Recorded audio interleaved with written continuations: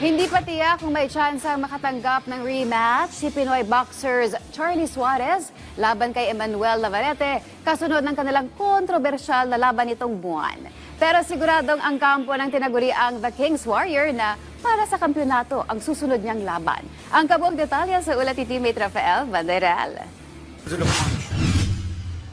Nakabitin pa ngayon ang inihaing apela ng kampo ni Charlie Suarez sa California State Athletic Commission upang baliktarin ang nalasap niyang technical decision loss sa isang technical knockout win o di kaya isang no contest. Iyan ay matapos ng kontrobersyal na resulta ng championship bout ni Suarez at Navarrete kamakailan. Dalawa ang tinitignang posibilidad ng kampo ni Suarez para sa susunod niyang laban.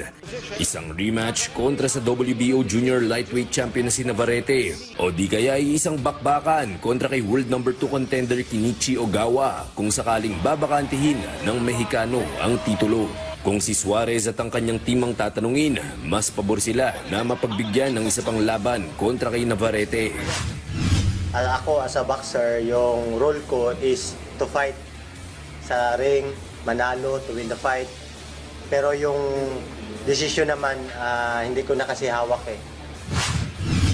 Yeah, there's no doubt. I mean, Top Rank is already saying there's going to be a rematch, so I can't anticipate unless Navarrete's camp decides that they don't want to take a chance, which I wouldn't blame them, right? I mean, to step back in the ring and have to fight the champ here. So I would say that that's what you're going to see. You're going to see a rematch. Sa kabila nito, naniniwala sila na malaki rin ang tsansa na hindi na malabanan ni Suarez si Navarrete dahil umano naghahanda na itong umangat sa lightweight o 135-pound division. Sa katunayan, nasaksihan mismo ni Coach Delfin Bulst kung gaano kahirap para kay Navarrete na abutin ang timbang sa junior lightweight. Nahirapan na talaga si Navarrete. Kasi ako doon ako mismo eh. Nung last na timbang na Navarrete, natumba si Navarrete. Kasi sinalo siya ng teammates niya. Samantala, naparusahan na umano ang referee na gumawa ng desisyon sa masalimuot na resulta ng laban. Pero para sa benefactor ng Team Suarez na si Chavit Singson, hindi pa ito sapat. Maliwanag na dinaya Tyron because yung referee dineclare niya ng headbutt, alam natin lahat na walang headbutt. Lahat na nanood nakita na walang headbutt. So sinuspend na raw yung referee pero talo na tayo.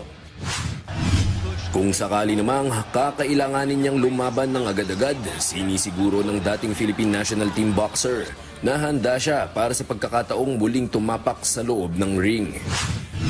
Tinanong nga ako doon eh, sabi, what can you say about Emmanuel Navarrete, about his weight? Diba? Kasi overweight siya eh. Eh sabi ko,